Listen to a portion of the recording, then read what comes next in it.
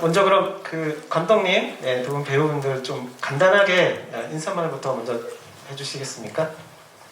네, 안녕하세요. 네, 바쁘신 시간 또 이 늦은 시간에 반갑습니다. 저는 전작 박하영을 만들었고 이번에 어른들은 몰라요 영화를 만든 이완이라고 합니다. 만나서 반갑습니다. 네, 안녕하세요. 저는 어른들은 몰라요에서 세진 역할을 맡은 이음이라고 합니다. 네, 반갑습니다. 네, 안녕하세요. 저는 어른들은 몰라요에서 주연 역을 맡은 한이옥은 안현입니다. 반갑습니다. 네, 제가 먼저 준비한 질문을 몇 가지 드리고, 네, 아까 말씀드린 대로 네, 게시판에서 네, 질문들을 골라서 네, 전달을 해드리도록 하겠습니다. 자, 먼저 이완 감독님에게 질문을 먼저 드리도록 하겠습니다. 박하영 다 보셨나요? 목소리가 작네. 네, 그 박하영을 왜 보면 그 세진이라는 중간 나오는 그 인물 있죠, 여고생. 굉장히 이제 궁금해지는데, 이 인물을 주인공으로 한 영화가 이번 이제 어른들은 몰라요잖아요. 그래서 그 세진이라는 인물에 대한 어떤 호기심이 이어져 가기 때문에 훨씬 더 또 흥미로운 어떤 경험이 된 것 같습니다. 그래서 이 세진의 이야기를 또 두 번째 장편 영화로 이렇게 선택한 것은 어떤 이유에서인지 듣고 싶습니다. 네, 그 몇 가지 이유가 있는데요. 네, 일단 제일 지금 이거를 어른들은 몰라요를 만들고 생각이 나는 거는 첫 번째로는 그 박하영 때 한 100여 차례 GV를 했는데 그때 이제 이대 아트하우스 모모에서 거의 GV 말미에 이제 어떤 관객 여자 두 분이 계셨어요. 근데 그분들이 저를 이제 끝날 때까지 기다렸다가 이제 이야기를 잠시 나눴는데 그분들이 실제로 쉼터에서 일하는 선생님이셨어요. 그래서 그분들이 박하영이라는 영화를 이야기를 듣고 보러 왔는데 이제 저를 만나서 이야기를 나누다가 저한테 꼭 한번 다시 한번 10대 영화를 만들어 줬으면 좋겠다라는 말씀을 남기시고 갔는데 그게 조금 내가 10대 영화를 다시 한번 만든다면? 이라는 물음이 생겼던 것 같아요. 그래서 그때 그 마음이 있었는데 조금 잊고 있다가 한참 이제 낙태로 대한민국이 찬반으로 뜨거웠을 때 그때 이제 그 토론회나 뭐 TV 프로그램들을 보면서 좀 나는 어떤 사람인가, 나는 찬성인가 반대인가를 묻다가 사실 좀처럼 쉽게 답이 안 나더라고요. 뭐 근데 지금 영화를 만드는 지금 순간까지도 제가 찬성인지 반대인지 너무 모르겠어요. 그래서 사실 이거를 영화로 만들어서 좀 화두를 삼아 관객들과 이야기를 나누면 어떨까라는 마음이 있었고 또 그때 이제 인스타그램에서 롱보드 영상도 한참 보고 있을 때고 그 모든 마음들이 모여서 사실 세진이라는 인물을 다시 생각해서 박하영에 이어지는 연작이 아니라 약간 외전 같은 느낌으로 만들어 보고 싶은 생각을 이제 실천에 옮긴 것 같습니다. 네. 그 영화에서 이제 낙태라는 어떤 부분에 대해서 굉장히 중요하게 다뤄지기 때문에 영화를 보시는 관객분들이 영화가 끝난 후에 어떤 그 부분에 대해서 좀 이렇게 생각을 또 해볼 수 있는 기회가 또 될 것도 같습니다. 자, 그럼 그 세진 역을 연기하신 이영애 배우님에게 질문 드리겠습니다. 박하영에서보다 좀 더 확장된 제 인물의 이야기를 연기하고 있는 것은 좀 배우로서도 좀 굉장히 좀 특별하고 재밌는 경험이 될 수도 있을 것 같다는 생각이 들거든요. 그래서 이은미 배우님이 생각하시는 세진이라는 인물에 대해서 그리고 이완 감독님하고 그 세진이라는 인물을 만들어 가는 작업에 대해서 이야기를 좀 들려주시면 좋을 것 같습니다. 일단 제가 박하영에서의 세진이 캐릭터를 정말 너무 매력있다고 죄송합니다. 집에서 웃어 주셔야지. 순간 민망했습니다. 너무 매력 있었다고 생각을 했었고요. 그래서 어른들은 몰라요에 또 세진이가 나온다라고 이렇게 말씀을 해주셨을 때 너무 일단 감사했었고 좀 궁금했었던 것 같아요. 그렇게 이제 시나리오를 봤는데 가장 제 첫 질문이 세진이 왜 이래요? 세진이 왜 이러는 거예요? 라는 질문을 했었어요. 근데 이런 질문을 하고 나서 다시 이제 제목을 보니까 어른들은 몰라요 이렇게 돼 있었던 거죠. 그러니까 뭔가 나는 내가 어른이어서 지금 이걸 모르는 건가? 근데 이 세진이가 너무 궁금한 거예요. 뭔가 배우로서 그 흥미가 생기고 너무 매력적으로 다가온 거죠. 그래서 바로 그냥 세진이에 대해서 알아가자. 내가 못 느끼면 그냥 얘가 돼보자 라는 생각으로 그냥 감독님이랑 계속 워크숍 하면서도 많이 얘기하고 또 촬영할 때도 뭐 전날에 다음날에 찍을 촬영에 대해서 또 얘기하고 이러면서 하나하나 다 소통하고 대화하면서 좀 이해하면서 그렇게 촬영을 해 나갔던 것 같아요. 그러면서 어떻게 지금 영화에 나오는 세진이의 캐릭터가 더 확고해지지 않았나라는 생각이 듭니다. 그럼 이제 이번에는 그 주영을 연기하신 안희연 배우님에게 질문 드리겠습니다. 극 중에 이제 그 어려움에 처한 세진의 곁에서 끝까지 남아가지고 도움을 주려고 하는 유일한 인물이 이제 주영이잖아요. 그래서 이번 작품에 참여하게 된 계기도 궁금하고 안희연 배우님이 생각을 하시는 그 주영이라는 인물은 어떤 사람인지 그 생각을 좀 듣고 싶습니다. 일단 이 작품에 참여하게 된 계기는요. 이 작품의 제안을 좀 특이하게 인스타그램 DM으로 받았어요. 감독님이.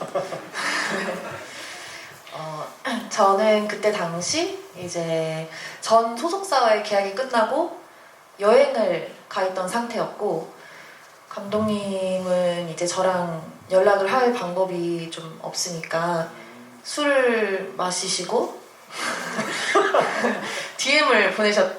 DM을 술 기운에 용기를 내셔서 DM을 보내셨다고 하시더라고요.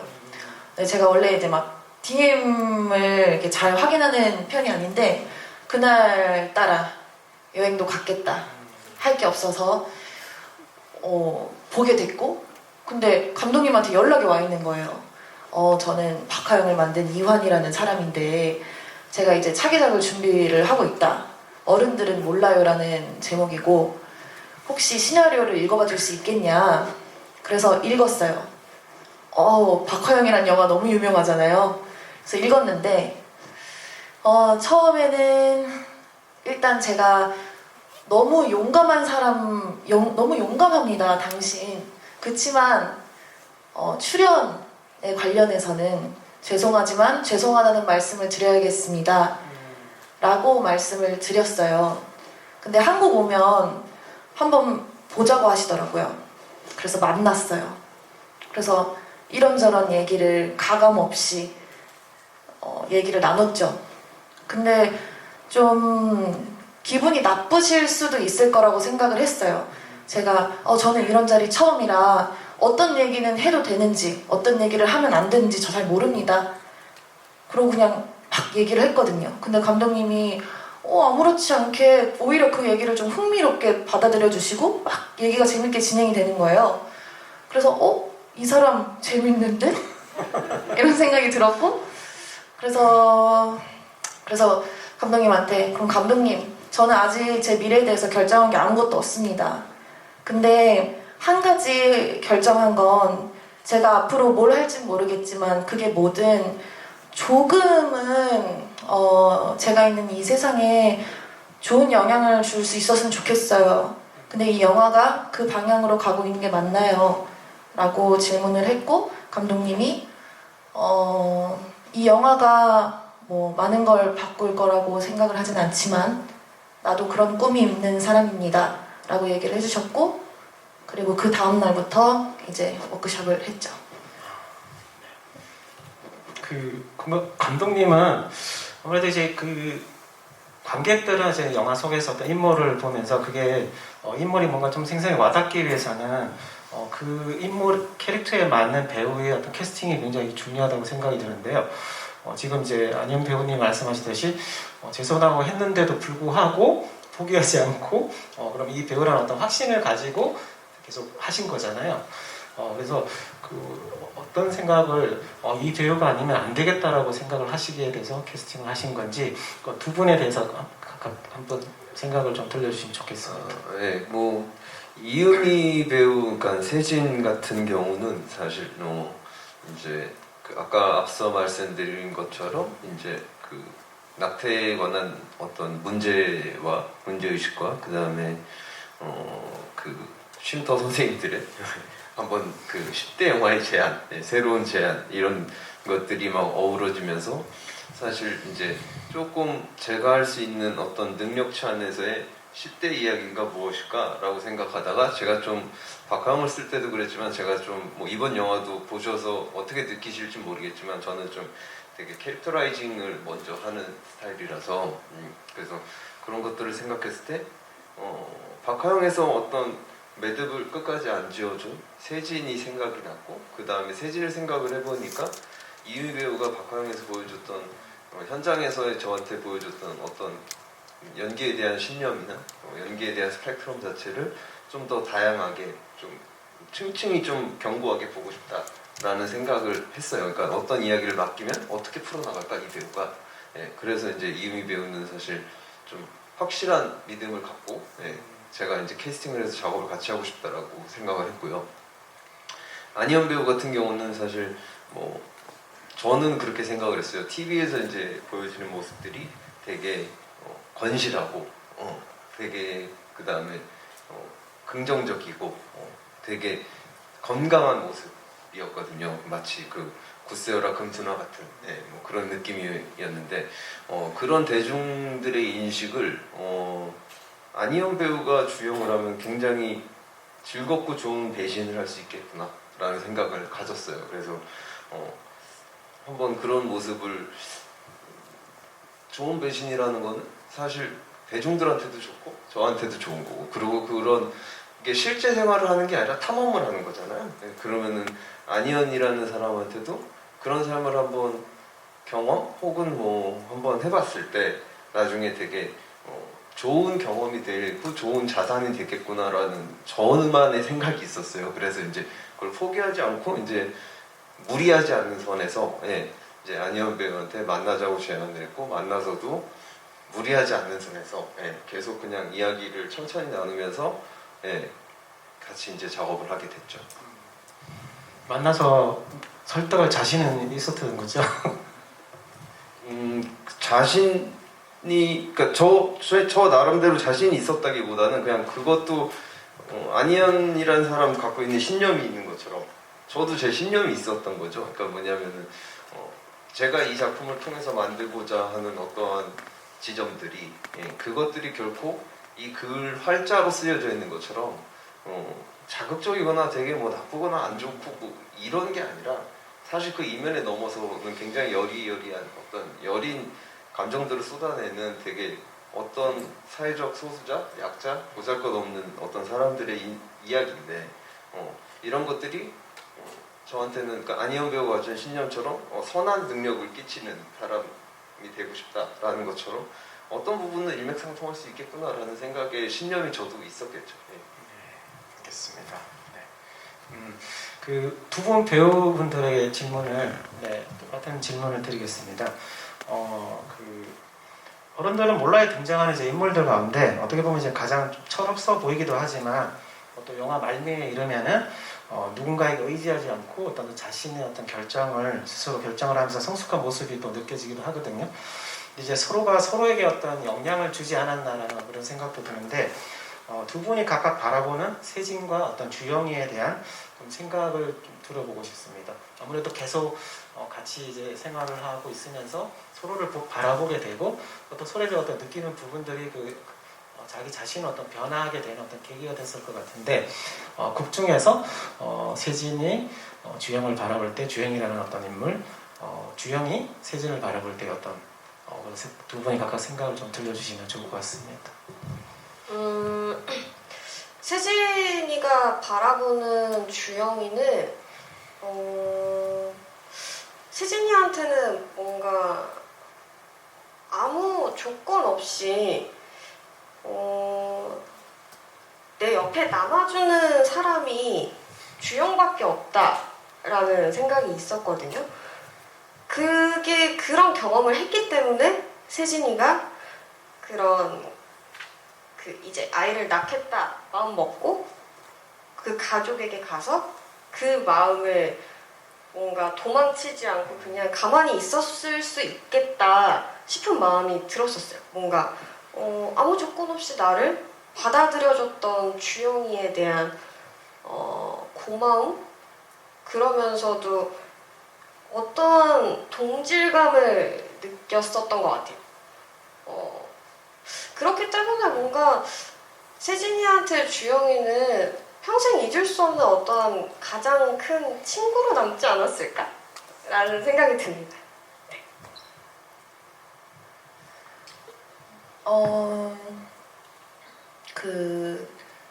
주영이 이제 중간에 퇴장을 하고 이제 주영이의 삶에 대해서는 영화에 나오지 않잖아요.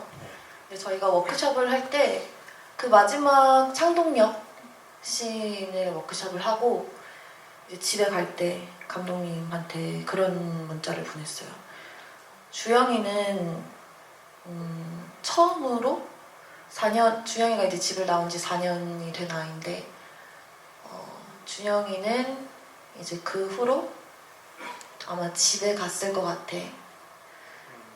세진이한테 용서를 받아서 처음으로 자기 자신의 과거를, 자신의 아픔을 들여다볼 용기가 드디어 생기지 않았을까 싶어.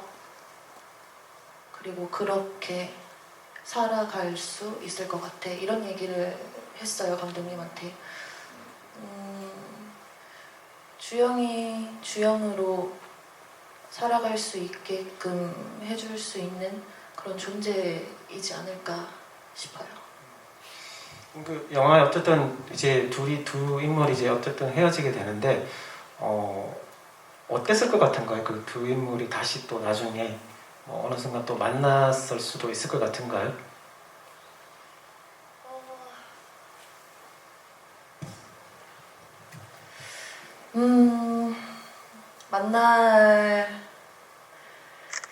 만나고 싶어?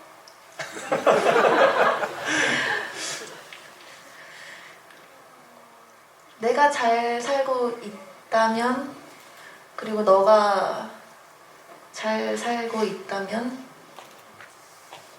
보여줄 수 있다면 만나고 싶지 않을까요? 네, 나 잘 살고 있다고 보여주고 싶을 것 같아요, 저 같은 경우는. 저는 안 보고 싶을 것 같다라고 생각했거든요. 너무 고맙고 나에게 너무 소중한 사람이어서 이 사람의 아픔을 세진이가 그냥 바라보기가 싫었을 것 같아요.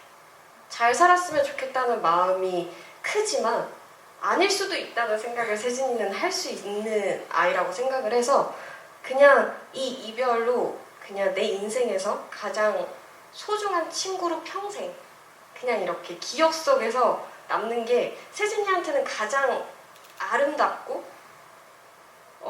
그게 제일 세진이 다운 생각이지 않을까? 라는 생각이 좀 드는 것 같아요. 주영이는 다음을 기약할 것 같아. 기약해볼 수 있을 것 같아, 세진이 덕분에. 네, 두 분 이제 생각은 다르지만 또 영화 바깥에서는 또 두 분이 굉장히 또 이렇게 친해지셨다고 하시네요. 네, 자 그럼 이제 관객분들 남겨주신 질문을 불러보도록 하겠습니다. 천우희라는 닉네임이고요. 네, 이완 감독님께 궁금해요.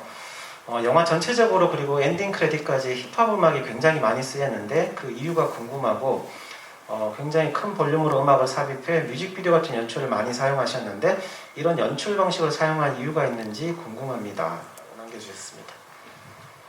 이 영화를 이제 생각했을 때 사실 조금 저한테는 도전이었어요. 그러니까 뭐 물론 영화 작업이 도전이지만 사실 근데 박하영이라는 영화가 어차피 저한테 이제 제가 만들었고 저한테 이제 붙어 다니는 전작이잖아요. 그러다 보니까 워낙 강력하게 호불호가 나뉘는 영화였고 좋아해 주시는 분들도 너무 많고 하지만 또 굉장히 불편하고 힘들어 하시는 분들도 많았거든요. 그래서 사실 저는 이번 영화를 조금 만들면서는 좀 되게 이야기도 보편적이지만 어떤 룩이나 그 다음에 음악, 그 다음 모든 것들이 되게 보편적으로 관객들한테 다가가길 되게 바랬던 것 같아요. 그래서 처음부터 아예 이 시나리오를 기획할 때 모든 음악은 힙합, 그리고 그 롱보드랑도 잘 어울린다고 생각을 했고, 예, 그 음악과 롱보드에서 자유로움을 선사하고 싶었고, 예, 그래서 색감도 좀 되게 많이 썼던 영화였거든요. 그러다 보니까 그렇게 생각을 하고 접근을 했는데, 이제 이러면서 한 명 한 명 이제 접근을 해서 하다 보니까 롱보드를 이유미 배우한테 가르쳐준 이제 롱보더들도 사실 그 우리나라에서 실질적으로 이제 되게 유명한 되게 챔피언들이세요. 국가 대표로 나가서 상도 많이 받고 하는 분들인데, 예. 그 아티스트 분들이 저희 영화에 참여했고, 그 다음에 음악도 위더 플럭 그 스윙스 아티스트 회사의 대표 프로듀서인 이제 세우 프로듀서가 이제 합류를 하면서 이제 윤회이, 뭐 브린, 오웬 뭐 이런 아티스트들이 다 참여를 해서, 예, 하나의 영화가 조금 더 풍성해지게 콜라보가 된 거거든요. 그래서 이제 제가 맨 처음에 원했던 좀 더 보편적이고 대중성이라는 것이 나 혼자 감당할 수 없다면 어떤 이런 실험들로 좀 희석이 되면 어떨까라는 생각이 있었던 것 같습니다. 그 오늘 저도 이제 영화를 보면서 사운드 트랙에 대해서 반드시 질문이 나올 거란 생각을 했었거든요. 그만큼 이제 인상적이었는데, 감독님 이게 또 사운드 트랙이 나온다고 말씀을 하셨죠. 네, 네. 이 사운드 트랙은 이제 그 아까 좀 전에 말씀드린 이제 스윙스 아티스트님의 그 회사인 위더플럭에서, 예, 이제 5월 초 중순에 이제 공식 OST로 발매가 될 예정입니다. 네. 자, 그럼 두 번째 질문을 골라보겠습니다. 영원 닉네임으로 남겨주셨는데요. 이유미 배우가 무슨 신들린 것처럼 완전 몰입해서 연기를 하시는 것 같았어요. 이야기가 말이 되는 것처럼 보이는 이유도 이 연기가 뒷받침되어서 가는 것 같은데, 평소 성격과 유사성이 있어서인지 아니면 시나리오상 디테일하게 제시가 되었었는지 궁금합니다라고 남겨주셨습니다.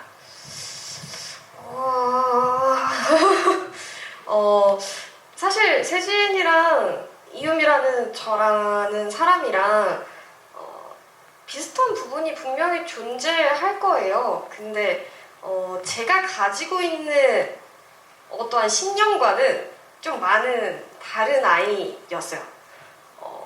그러다 보니까 워크숍 할 때 정말 많은 걸 그냥 내려놓고 그냥 감독님이 이렇게 하시는 어떠한 워크숍, 어떠한 훈련들 중에서 정말 그냥 이유미라는 사람이 쓸 수 있는 모든 감정을 그냥 다, 완전 다 써본 것 같아요. 그걸 다 써보니까 이제 촬영할 때는 섬세하려고 하지 않아도 섬세해지는 순간들이 존재했었던 것 같아요. 뭔가 해봤으니까. 그래서 그런 워크숍 때문에 세진이라는 캐릭터가 제 바로 등 뒤에 서 있는 느낌? 그게 가능해졌었던 것 같아요. 네. 그리고 저 이유미라는 사람을 분명히 세진이가 존재하긴 하지만 그냥 그건 되게 작은 부분이었던 거예요. 근데 그거를 확장시켰던 것 같아요. 그러면서 세진이가 탄생한 느낌? 네, 그런 느낌이었습니다. 네, 그 안희연 배우님에게 질문 드리겠습니다. 그 주영이라는 인물은 박하영에서 또 세진을 또 떠올리게 하는데요. 영화 속에서 드러나지 않는 가출 4년차 주영이라는 어떤 인물이 그 사연이 이제 영화 속에서는 이제 묘사가 되지 않고 있는데, 혹시 이제 이 주영이라는 인물의 어떤 그 이야기가 있었는지 좀 궁금하거든요. 그 이야기를 좀 더 해주시면은 좀 주영이라는 인물을 이해하는 데 있어서 좀 더 도움이 될 것 같습니다. 주영의 전사 같은 경우에는 주영은 이제 평범하게 학교를 다니던 학생이었는데, 이제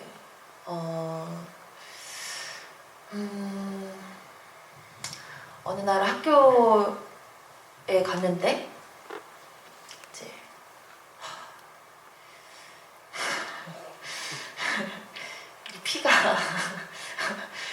이 감독님이 설정해 놓은 어떤 주영의 전사가 있었어요.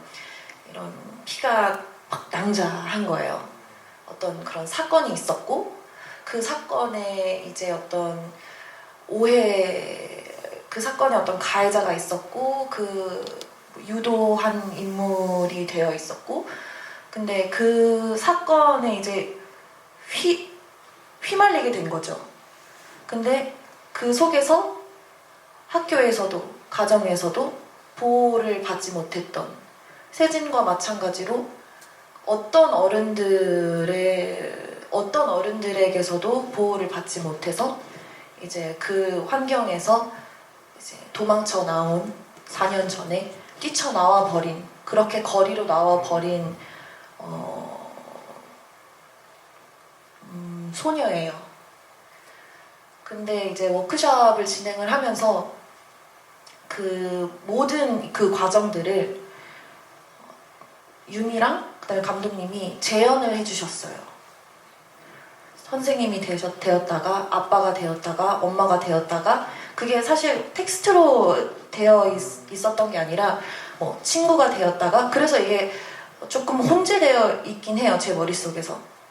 그렇게 그 저의 전사를 워크숍을 통해서 제가 실제로 경험한 것처럼 제 안에 이렇게 좀 각인이 되었죠.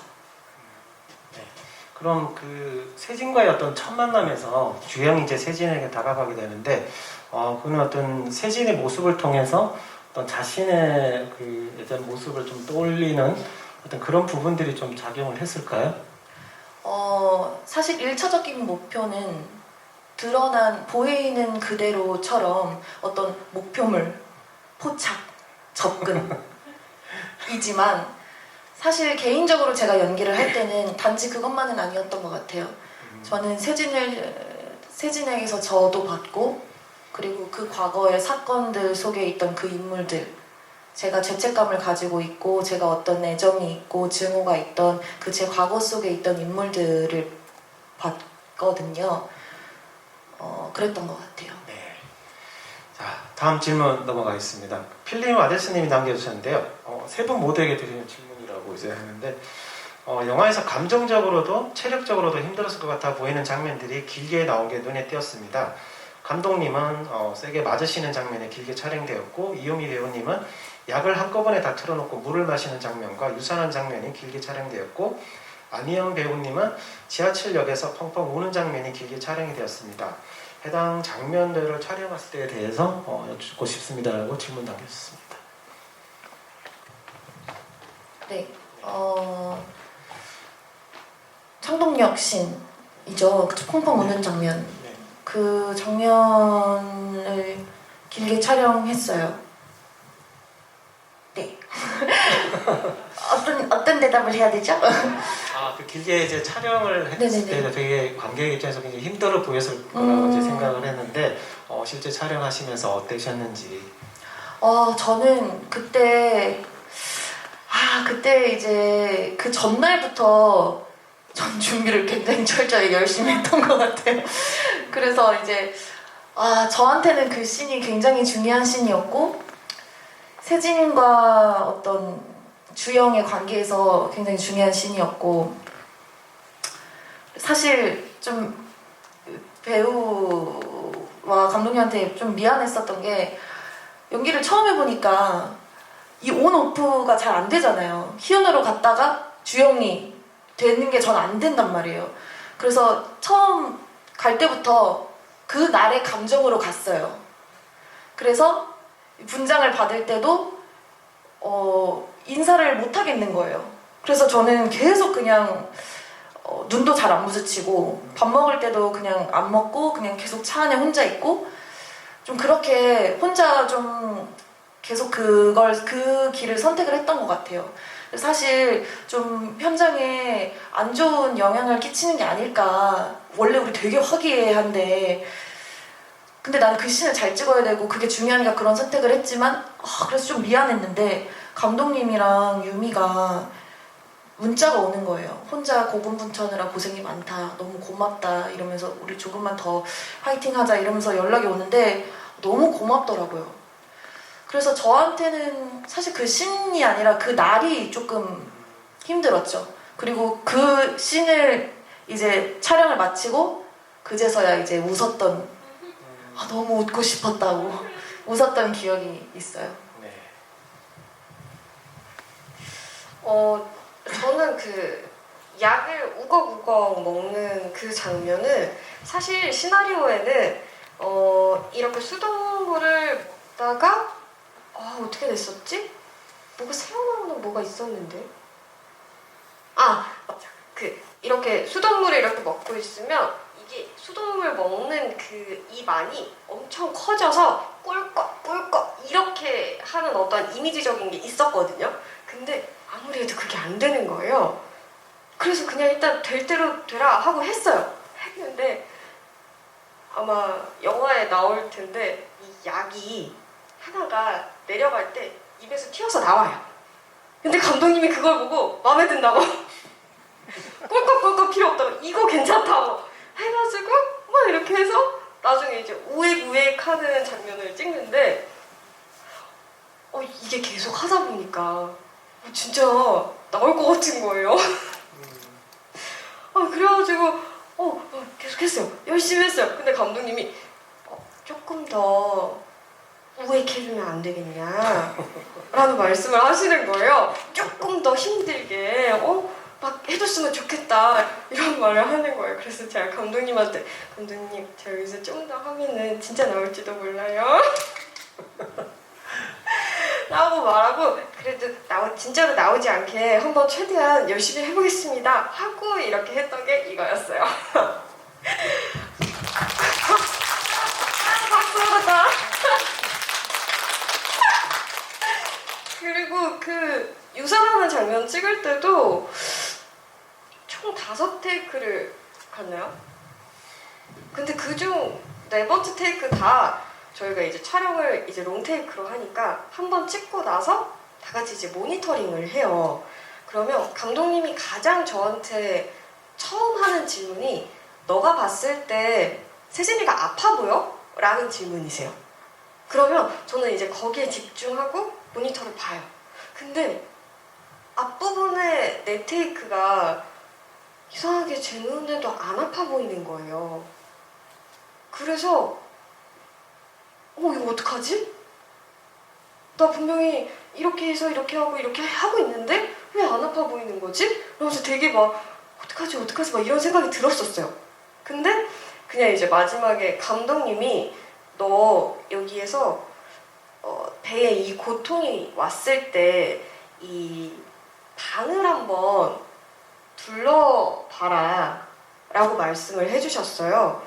근데 그 방을 이렇게 둘러봤는데 뭔가 거기에 세진이 것은 하나도 없는 거예요. 그때 거기에서 너무 아픈 거예요. 막 그러면서 막 갑자기 그때가 생각나네.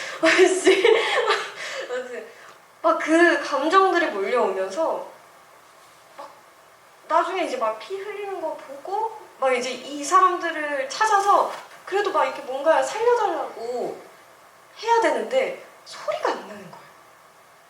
내 마음은 뭔가 소리를 지르고 있는 느낌인데 소리가 안 나요. 그래서 그렇게 찍고 나서 잠깐 기억이 없어요.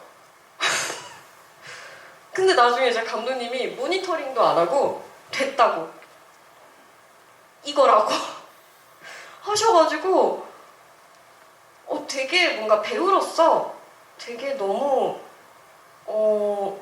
이런 걸 언제 찍어보지? 이렇게 뭔가 나조차도 이렇게 뭔가 가슴이 일렁거려서 미치겠는 이런 걸 언제 찍어보지? 라는 생각에 너무너무 좀 행복했었던 어떤 장면을 촬영한 느낌이었어요. 네, 그랬다가 봤습니다. 네, 뭐 저는 맞은 거. 네, 그거가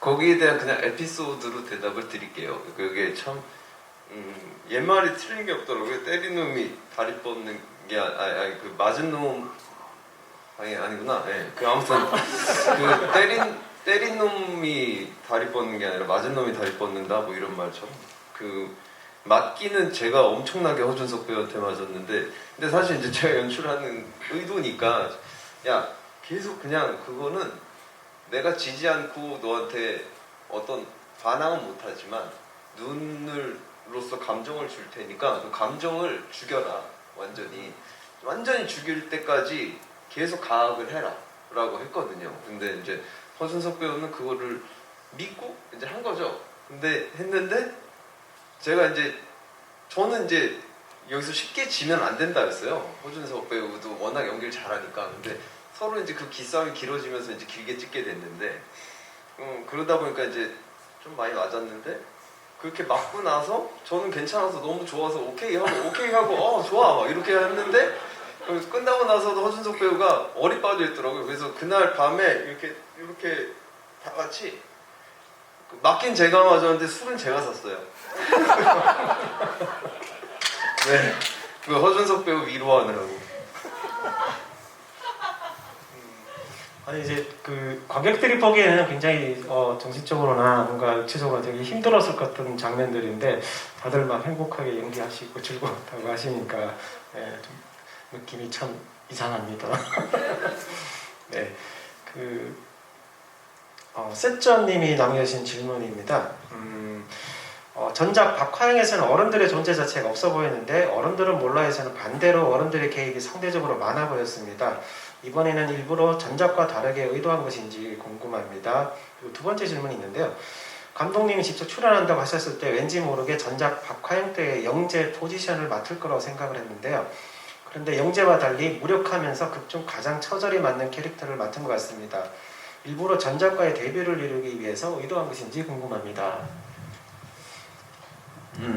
어른들에 대한 어떤 의도는 사실 그 박화영 때와 뭐 지금에 대한 어떤 어른이라는 존재감에 대한 생각이 바뀐 게 아니라 바뀌었다기보다는 사실 어른이라는 존재에 대해서 갖고 있는 의구심이 많이 있을 거잖아요, 제가. 근데 그 중에 박화영은 그때 의구심이 있었다면은 지금은 또 다른 의구심을 하나 꺼내 들어본 거예요. 그래서 사실 이번에는 그런 생각이 있었죠. 그러니까 박화영 때는 어떻게 해도 어른들이 아이들의 세계에 들어올 수 없고 관여할 수가 없었다면은 이번에는 어떻게 해도 어른을 이길 수가 없는 애들이었던 거죠. 그래서 결국은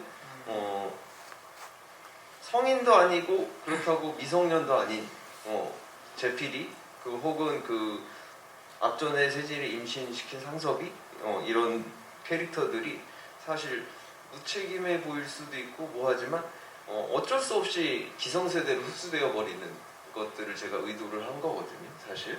네, 그래서 그런 종착역을 생각했을 때 사실 어른들에 대한 어떤 이미지 그리고 어른들에 대한 감정과 정서 그 다음에 그 상징성을 조금 이런 식으로 좀 표현하고자 했었던 거는 분명히 있었던 것 같아요. 예, 그리고 두 번째 질문이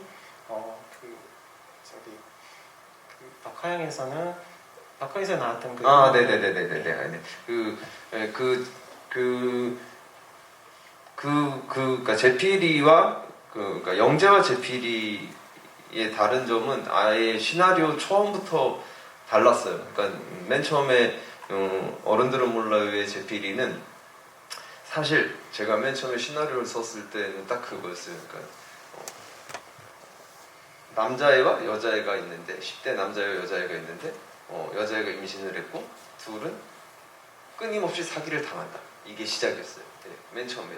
근데 이게 시작이었는데 이게 너무 뻔하고 지루하고 재미가 없어서 그거를 여자애 2명으로 바꾼 거예요. 네. 그래서 둘은 끊임없이 사기를 당한다. 주연과 세진은. 근데 하다 보니까 그러면은 뭔가 여기 옆에서 조력도 아닌 그렇다고 안조력도 아닌 말도 안 되는 뭔가가 하나 희망도 아니고 뭣도 아닌 약간 거추장스러운 게 있어야 되는데 그게 제필이었던 거죠. 그래서 제필이가 어떤 뭔가를 멋지게 해결해 줄 거 수도 없고 능력도 없는 애예요. 그래서 사실 처음부터 그냥 한 방에 나가 떨어지는 것처럼 얘의 어떤 능력치나 얘의 미래는 이미 다 예고가 되어 있는 영화라고 생각을 해요. 근데 이 아이가 결국에는 그냥 기성세대로 물들어 버리는 게 저는 더 무서운 현상이라고 생각을 했거든요. 그래서 이제 아예 애초에 영재와는 완전히 다른 인물로 설정이 되어 있었습니다. 네. 애늙은님이 남겨주신 질문인데요. 두 분 배우분에게 질문을 그 이유미 배우님의 이제 아무래도 캐릭터가 이제 보면 영화 속에서 계속 이제 롱보드를 가지고 다니고 타고 다니는 어떤 장면들이 나오게 되는데 그 롱보드가 어떤 의미를 가지고 있는지 그 이제 직접 또 이렇게 연계를 하시면서 롱보드를 직접 타신 부분들도 있고 하시니까 그 부분에 대해서 좀 들려주시면 좋을 것 같고요. 그리고 이제 안현 배우님은 그 몸에 이제 문신들이 있는데 그 문신들이 어떤 의미를 가지고 있는지가 궁금하다고 질문 남겨주셨습니다. 세진이에게 롱보드는 꿈이었던 것 같아요. 뭔가 자유로움. 그냥 내 맘대로 할 수 있는 어떠한, 그리고 그 보드를 타는 사람들을 보는 장면들이 되게 많잖아요. 근데 세진이는 그렇게 보드를 타는 사람들의 모습이 너무 부러웠어요.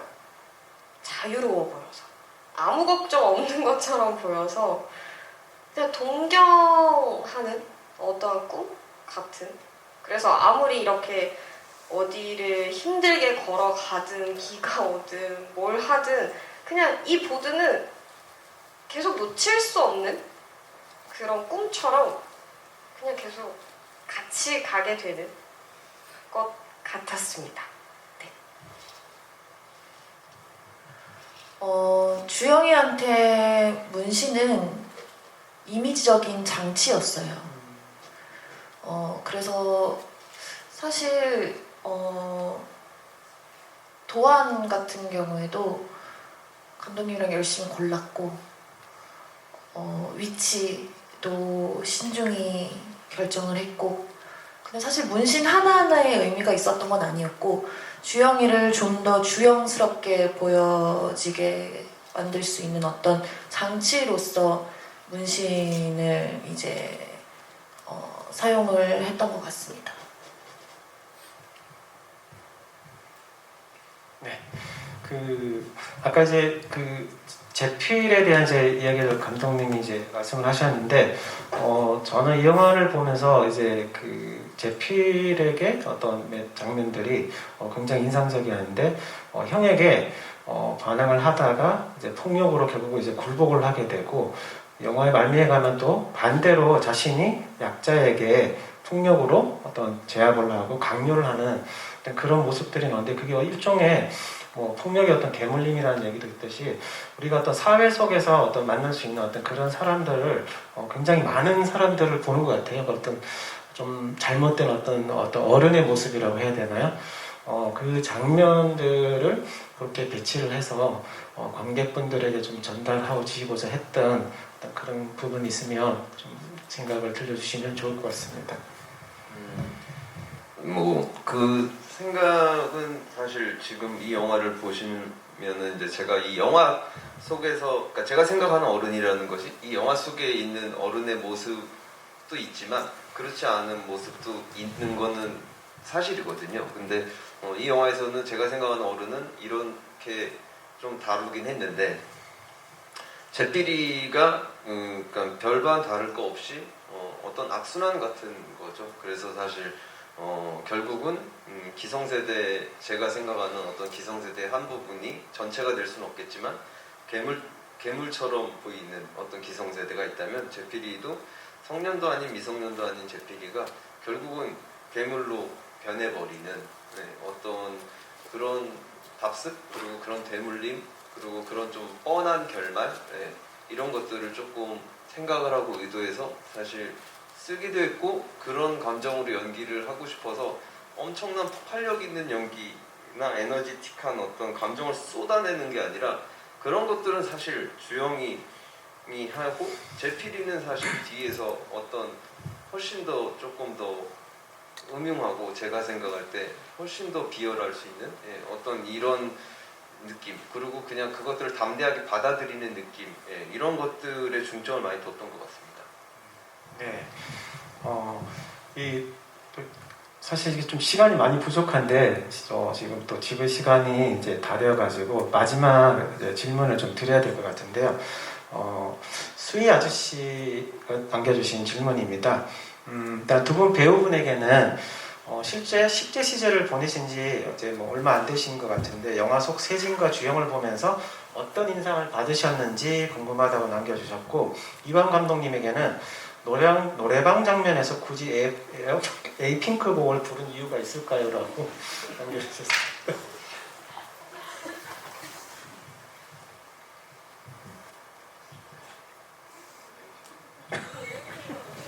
네. 에이핑크가 답이 빠를 것 같아서. 아니 뭐 그거는 그냥 뭐 웃으셨다면 너무 좋은데 안 웃으셨다면 죄송합니다. 그냥 제가 그냥 갖고 있는 서툰 개그였습니다. 뭐 1도 없어 뭐 이게. 근데 그게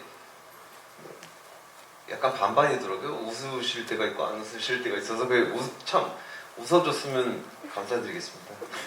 감독님 추가로 이제 두 분에게 이제 10대 시절에 대한 질문이 이제 갔기 때문에 감독님이 이제 박하영에 이어가지고 어른들은 몰라요까지 어떤 10대의 어떤 주인공을 내세운 이야기를 만들으셨는데 어떤 그 10대라는 어떤 거기에 포인트를 준 어떤 이유를 좀 들려주시면 좋을 것 같습니다. 제가 생각하는 10대는 저도 10대를 지나온 지 조금 이제 시간이 지났는데 항상 근데 좀 돌이켜서 생각하면 생각할수록 계속 아련한 것 같아요. 그러니까 이게 좀 답이 안 나서, 그러니까 저는 모르겠어요. 이 영화를 보고 그다음 이 영화를 안 보시고도 자신의 10대를 생각했을 때 어떠신지들은 잘 모르겠지만 기분이, 저는 제 10대가 굉장히 미완의 10대, 그러니까 완성되지 못한 10대라고 생각을 하거든요. 그러다 보니까 어떤 성장 영화를 굉장히 좋아하기도 하고 또 성장에 대해서 관심이 되게 많고 또 그 성장이 그러니까 그 사회가 성장에 어떤 영향을 미치는지도 굉장히 연관성을 궁금해하는 개인적인 사람으로서 그런 것들에 대한 이야기를 박하영도 마찬가지고 사실 어른들은 몰라도 그러니까 시작점은 달랐지만 비슷한 부분들이 존재하고 있는 것 같아요. 숨어 있는 것 같아요. 그래서 사실 그런 것들 안에서 어떤 관계성, 그러니까 가족에 대한 관계, 친구에 대한 관계, 그리고 막 얽히고 설켜 있는 여러 가지 인간들의 관계들에 대해서 사실 저도 이 영화를 찍고 이제 느꼈던 건 편집하면서 박하영 때도 폭력이라는 것들을 사람들이 먼저 피부에 와닿으니까 되게 느낄 수 있지만 사실 거기서도 엄마와 친구와 막 여러 단체들, 팬들에 대한 관계들을 그려냈다면 이번에도 역시 가장 어린 세정이가 가장 정상적으로 보이고 좀 나이 맞지 않게 철이 너무 일찍 들어버린 어떤 이런 이미지로 보이는 부분, 어른들이 모르는 것도 세정이는 가장 명쾌하게 알고 있는 것처럼 구원까지는 아니지만 어떤 되게 정상적 범주에 있는 사람처럼 보이고 나머지 사람들의 관계들은 다 얽히고 설켜서 이상하게 쓰여져 있고 이런 것들에 대한 세계관, 그러니까 뭐 세정과 세진도 가족이잖아요. 그러니까 이런 것들에 대한 어떤 세계관과 궁금증이 있는 것 같아요. 그래서 뭐 계속해서 뭐 10대 영화나 성장 영화를 만들진 않겠지만 제가 만약에 이후에 뭐 어떤 장르 영화를 만든다고 해도 그런 세계관은 계속 내포가 되지 않을까라는 생각이 듭니다.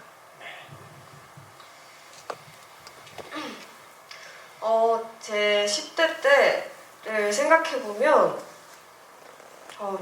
너무 못 논 것 같아요. 너무 재미없게 산 것 같아요. 뭐 제가 좋아하는 일을 하면서 살긴 했거든요. 그때부터 이제 연기를 계속 했었고 그랬으니까 후회는 없는데 너무 재미없게 산 것 같아요. 뭐 친구들이랑 좀 많이 놀러 다니고 그랬으면 참 좋았을 텐데 그러지 않고 좀 그냥 너무 꿈을 빨리 알아서 그 꿈에만 매달렸다라는 생각에 좀 아쉬운 10대 같은 느낌? 그래서 지금을 10대처럼 살고 있어요. 그래서 지금을 즐기면서 그렇게 지금 살고 있죠. 세진이가 세진이의 삶이 부럽다, 아니다, 이걸 떠나서 세진이, 어렵다. 그냥 저 재밌게 못 살았습니다. 근데 지금은 재밌게 삽니다. 네, 감사합니다.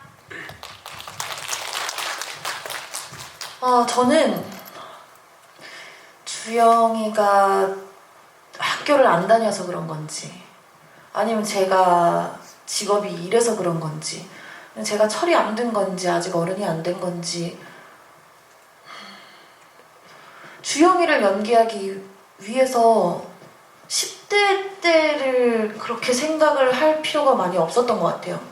주영이가 겪는 어떤 아픔, 어려움, 사회에서의 뭔가 그런 관계에서 오는 어려움, 힘듦 이런 것들이 제가 지금 겪고 있는 것들과 크게 다를 게 없었던 것 같고 주영이도 성장 중이고 저도 아직 똑같이 성장 중인 것 같아서 주영이가 10대라고 해서 제가 10대 때 무언가를 가져올 필요가 크게 없었던 것 같아요.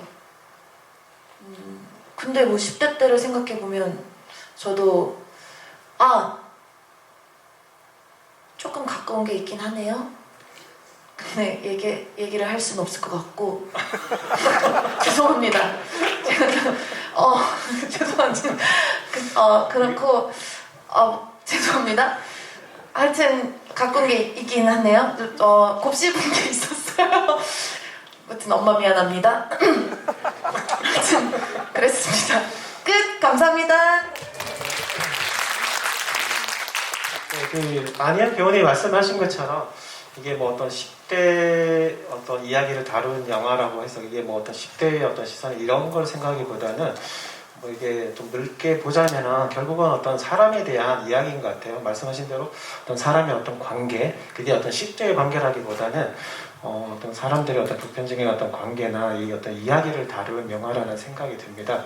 그리고 이제 한국 영화에서 점점 이제 이런 영화들, 이런 소재를 가진 영화들이 잘 만들어지지 않고 있잖아요. 그래서 굉장히 저는 이 영화가 이제 박하영에 이어가지고 나왔다는 것 자체가 굉장히 좀 감독님에게 감사드리고 싶고, 그리고 또 훌륭한 연기 보여주신 두 분 배우분들에게 정말 좀 감사하다는 인사말을 전하고 싶습니다. 자, 마지막으로 세 분 관객분들에게 인사말 남겨주시면 좋겠습니다. 네, 저는 부산국제영화제에서 이 영화를 처음 봤어요. 엔딩 크레딧이 올라갈 때 이 영화에 출연한 사람임에도 불구하고 저는 굉장히 좀 가슴이 먹먹해지면서 눈물이 나더라고요. 그대들은 어떤 기분이신가요? 라는 노래가 나오잖아요. 그리고 그때 좀 눈물이 났는데 옆을 딱 봤는데 저랑 똑같이 울고 있는 사람이 있어서 굉장히 반가웠거든요.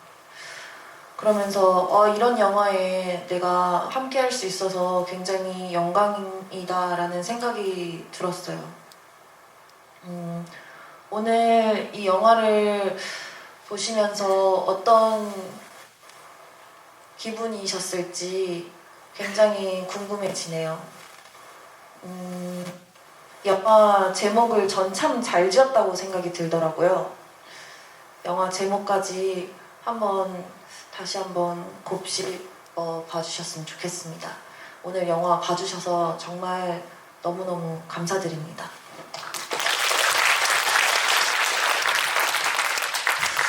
어른들은 몰라요를 이렇게 보러 와주셔서 너무 감사하고요. 오래오래 기억이 되는 그런 영화로 남았으면 좋겠어요. 네, 많이 기억해주세요. 감사합니다. 네, 먼저 첫 인사랑 똑같지만 바쁘고 늦은 시간에도 또 이 시국에 이 영화를 만나러 시간 내서 찾아와 주셔서 너무 진심으로 깊은 감사를 드립니다.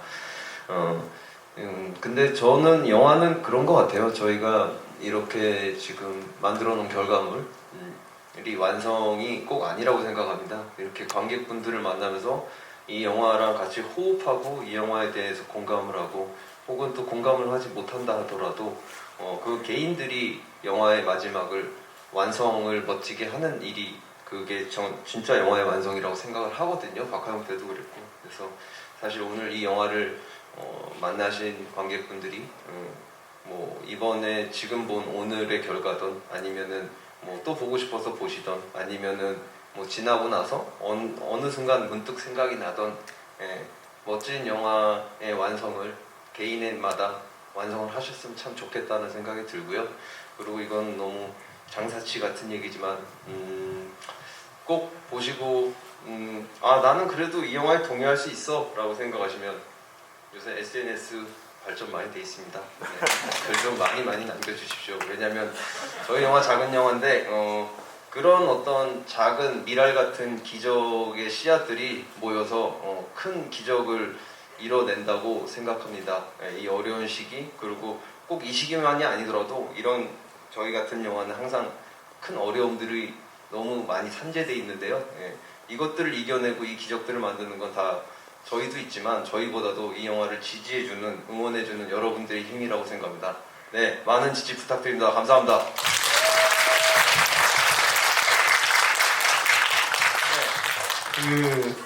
이제 워낙 이제 영화를 많이 보시는 분들 이제 한 편의 영화를 보고 나면 요즘 영화들 보고 나면 금방 잊혀지잖아요. 그날 당일이나 다음 날 정도 얘기하다가 그냥 굉장히 휘발성이 강한 영화들이 너무 많은데 어른들은 몰라요 같은 영화가 좀 이렇게 불길이 좀 불씨가 끝나지 않고 계속 이렇게 이어져 갈 수 있기를 관객분들이 좀 계속 이렇게 이야기를 해주시면 좋을 것 같습니다.